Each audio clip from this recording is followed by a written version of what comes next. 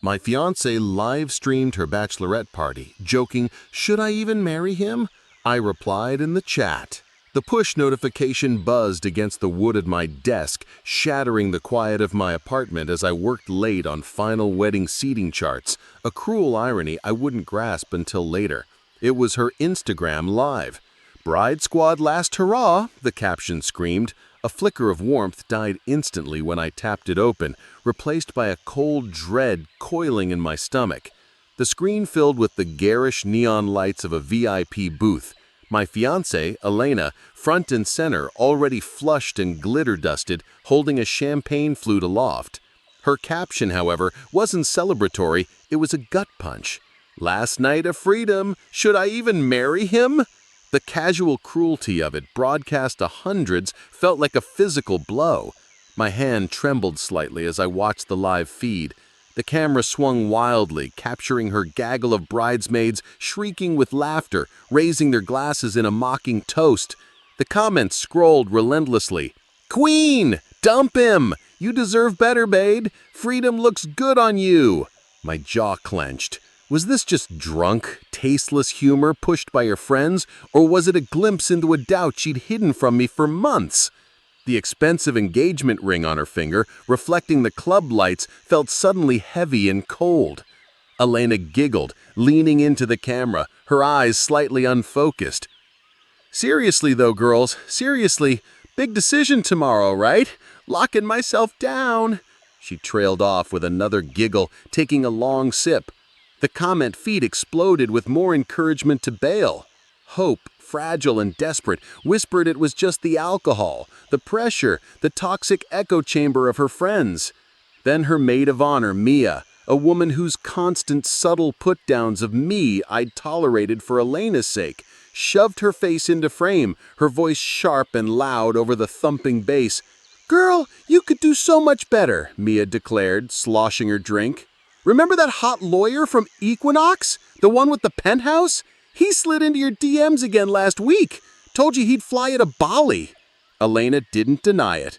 Instead, she smirked, a slow, knowing curve of her lips that extinguished any lingering hope in my chest.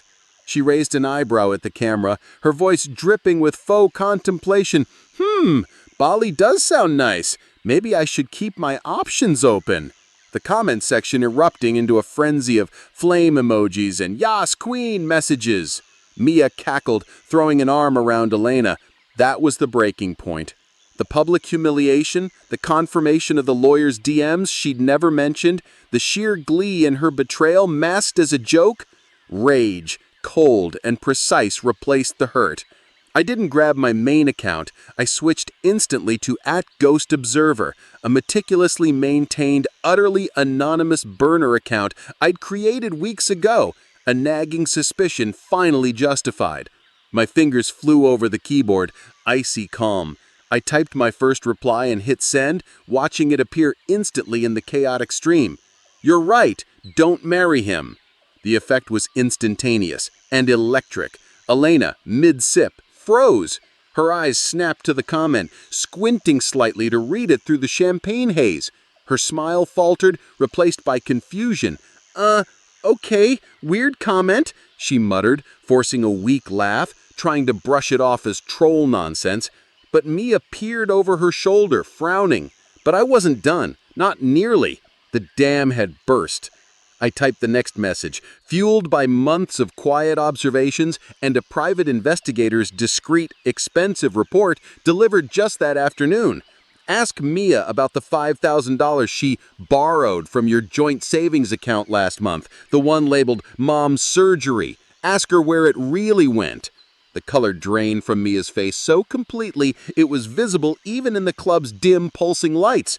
Her eyes widened in pure, unadulterated panic.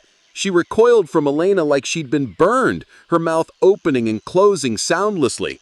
Elena whipped her head around, staring at Mia, her expression shifting from confusion to dawning horror. "Mia, what is this?" she demanded, her voice losing its playful slur. Before Mia could stammer a denial, before Elena could process the theft, I dropped the next bomb, aiming at Elena's supplied ride-or-die Jess, who is currently trying to hide behind a cocktail. Or ask your single bestie Jess why she's been texting your fiancé, "Good night, handsome," every night for the past 3 weeks.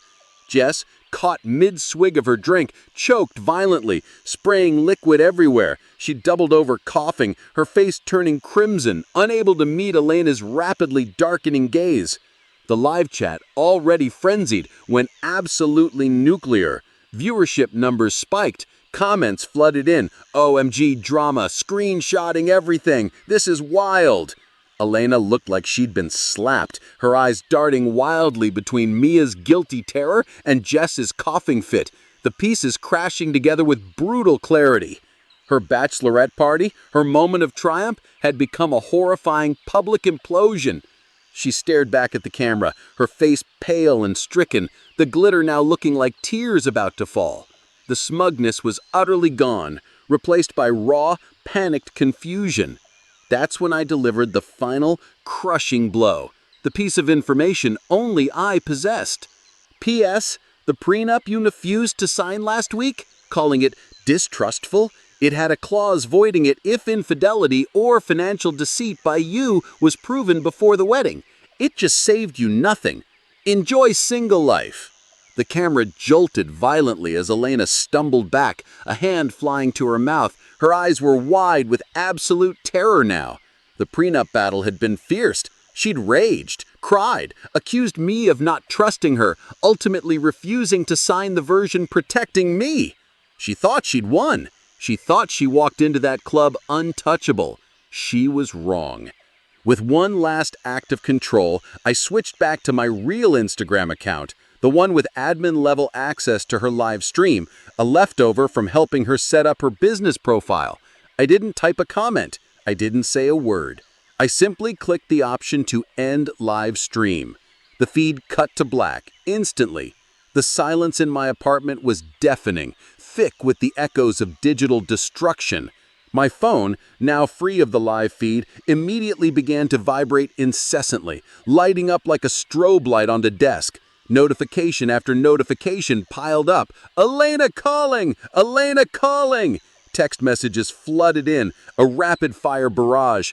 "Babe, please! It was a joke! A stupid drunk joke! Who was that? What'd you do? Call me now! We can fix this! I love you! Mia is lying! Jess is lying! They're trying to ruin us! Please! The wedding is tomorrow!" Too late.